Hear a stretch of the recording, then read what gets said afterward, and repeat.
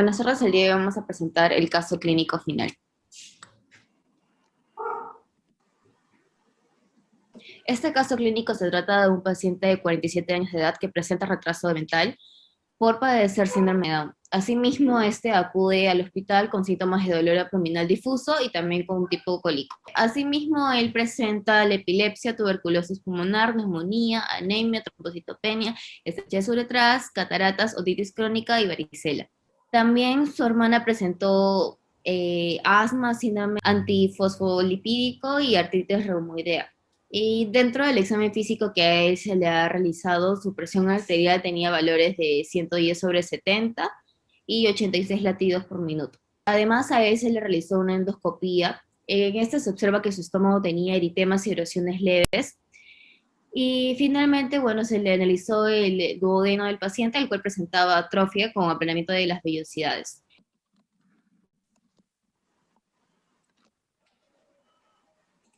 Dentro de las variables involucradas tenemos en primer lugar la epilepsia. Esta se basa en un trastorno que se presenta dentro del sistema nervioso central.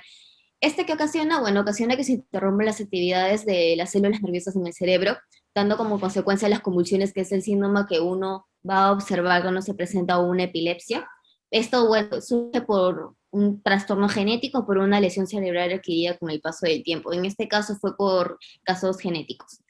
Por otro lado, tenemos la tuberculosis pulmonar. Esa es una infección bacteriana contagiosa y esta va a atacar a los pulmones. Se puede ir propagando hasta el resto de los órganos de no ser tratada correctamente o de no ser tratada a tiempo.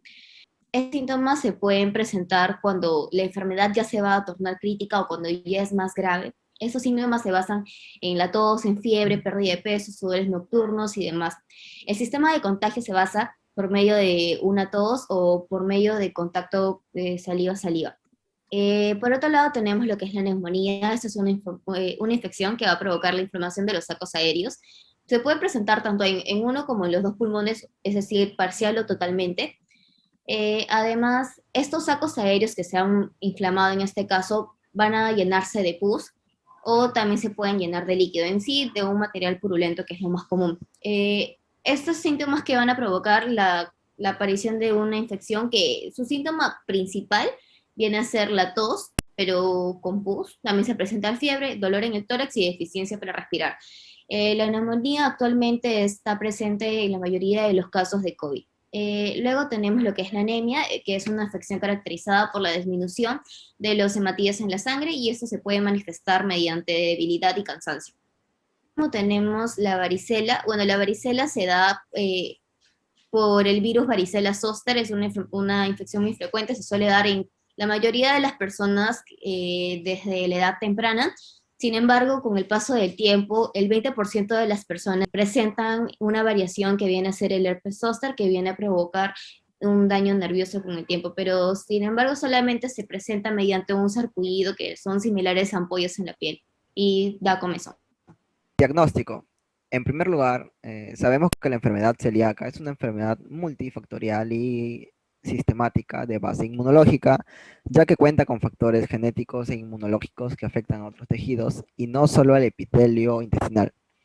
Además, esta se caracteriza porque la población genéticamente predispuesta con presencia de los genes HLA-DQ2 y HLA-DQ8 presentan una desregulación del sistema inmune causada por la intolerancia a la gliadina del gluten. Para dar este diagnóstico es importante saber tres componentes: síntomas gastrointestinales, anticuerpos específicos y alteraciones histológicas intestinales. Para esto, el paciente se debe haber sometido a una biopsia para así, mediante la clasificación de Marsh, saber la gravedad del paciente.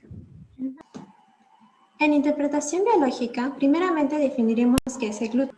El gluten es un conjunto de proteínas en donde se encuentra la gliadina. Para su respectiva digestión dentro del intestino delgado, se encontrará con las células endoteliales del mismo, sus microvellosidades y su mucosa.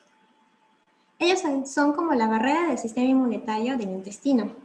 Sin embargo, el gluten, al entrar para hacer su respectiva digestión, el cuerpo lo detecta y se activa el HLA-DQ2 y DQ8, alterando la barrera del intestino, lo cual a la larga provoca atrofias producidas por el sistema inmunitario las células L y B.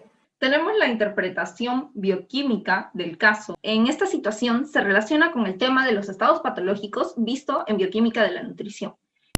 ¿Por qué podemos decir esto? Gracias a que el paciente presenta intolerancia al gluten. Dentro del gluten, como había explicado anteriormente mi compañera, se presenta la gliadina, que es una proteína en la cual el organismo reacciona de cierta manera en esta enfermedad. Esta reacción genera que el gluten no sea absorbido por el intestino y no pueda ser degradado debido a la gliadina. Entonces, al realizar esto, las células del sistema inmune las reconocen como proteínas extrañas y las atacan, generando que en el intestino delgado se presenten disfunciones, ¿no? En este caso podemos presentar un intestino delgado sin vellosidades. Estas alteraciones generan que el paciente presente ciertos dolores en su abdomen, ¿no? Que sean de forma irreparable. Pero para esto hemos visto que se administra la butilescoponamina y asimismo el acetaminofén. El acetaminofén y la butilescopinamina ayudan a que el paciente pueda aliviar su dolor en cierto modo. Pero podemos decir que en cierto modo, debido a que se necesita realizar una biopsia para poder confirmar este diagnóstico. Asimismo, el gluten no sería dañino en este caso en pacientes que no presentan esta enfermedad, ¿no? Y bueno, se puede explicar que la gliadina, la intolerancia a la gliadina, es un mecanismo que el paciente realiza al tener la enfermedad celíaca.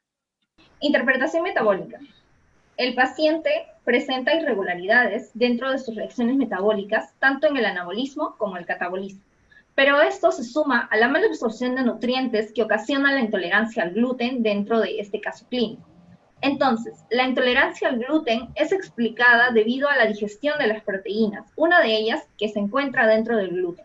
La gliadina no puede ser digerida debido a que la pepsina, al actuar en el estómago, y con esta ayuda generar pepsinógeno, solamente genera fragmentos de polipéptidos, que los cuales en pacientes con enfermedad celíaca se cree que el ácido biliar de la vesícula, en este caso la vesícula biliar que digiere las proteínas, crea aminoácidos libres, y estos aminoácidos libres también sufren una influencia de una enzima llamada transagluminasa. Entonces, en este caso, la transagluminasa lo que hace es transferir, como dice su mismo nombre, el grupo acilo a esta proteína. Y al hacer eso, hace que las células del sistema inmune simplemente ataquen el intestino. Por lo tanto, el paciente presenta deficiencias. Respecto a ello, podemos decir eso. Todo este mecanismo causa la alteración de las reacciones metabólicas. Interpretación genética. El síndrome de Down está caracterizado por las anomalías en el cromosoma 21. Dichas anomalías pueden ser en tres partes. Por una trisomía, que es una copia total, por una translocación, que es una copia parcial, o por mosaiciones o mosaico, que es en donde solamente algunas células del cuerpo tienen una copia. El cromosoma 21 es uno de los más estudiados. Por eso sabemos que posee menos de 300 genes. Sin embargo, en la zona DSCR, la zona roja de la imagen, es en donde se alberga la mayoría de los genes que desarrollan las características de un paciente con síndrome de Down, como leucemia, trastornos inmunitarios, trastornos gastrointestinales, defectos cardíacos, retraso, etc. Y genéticamente, la enfermedad celíaca es una enfermedad inmunológica que, sumado a los síntomas de la enfermedad del paciente con síndrome de Down, es que repercute hasta 6 veces más que una persona común. ¿Cómo funciona eso? Los pacientes con síndrome de Down, al tener una sobreexpresión del gen RCAN1, presentan una desregularización del sistema inmunitario. Esto hace que el sistema inmunitario siempre esté en constante activación y tenga un agotamiento. Por ende, las células T y las células B, que son las encargadas del sistema inmune, más en el intestino delgado, se inhiban ante la presencia de la gliadina y por ello tienen enfermedad celíaca.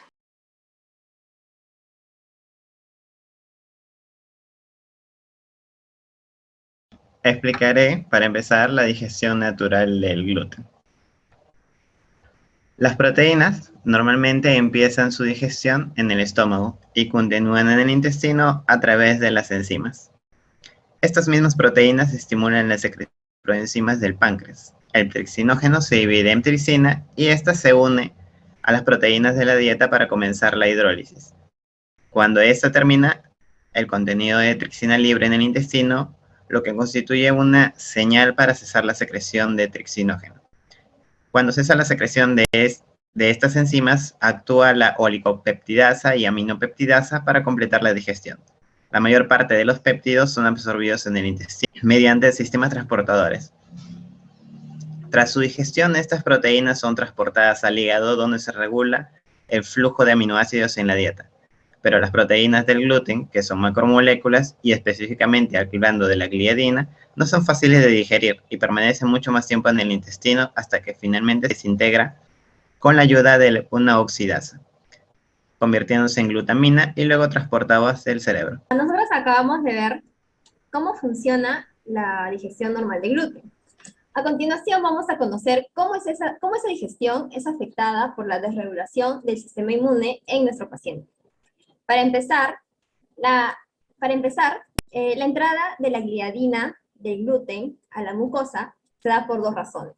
La primera es porque la digestión incompleta del gluten, el cual forma péptidos de menor tamaño, que son capaces de atravesar el epitelio intestinal. La segunda razón son los altos niveles de sonulina. Esta incrementa la permeabilidad del epitelio intestinal en personas con esta enfermedad. Una vez que la gliadina atraviesa el epitelio intestinal, es transformada en gliadina deaminada. Y esta transformación se da por la enzima transglutaminasa tisular, la cual es identificada como si fuera un antígeno por las células presentadoras de antígenos, cuya función es el de presentar el supuesto antígeno al linfocito T. Ahora, el linfocito T empieza a liberar citocinas, que son enzimas que dañan las vellosidades. Por lo tanto, como hay daño epitelial causada por esa respuesta inflamatoria, conduce esto a la atrofia de las vellosidades y, bueno, una malabsorción de los alimentos. Alteración de los genes y el síndrome de Down. El síndrome de Down es una enfermedad genética que afecta al gen 21, por eso también es llamada trisomía 21, y es una de las enfermedades genéticas más comunes que existen, que aumenta con la edad de la mamá.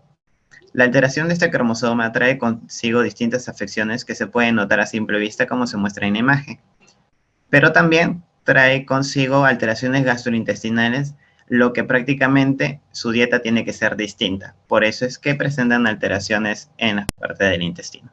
Como conclusiones, tenemos las siguientes. Actualmente la incidencia de intolerancia al gluten y, bueno, la enfermedad celíaca no es común en nuestro país. Sin embargo, es una patología de envergadura debido a todos los síntomas y alteraciones que ocasiona en nuestro organismo.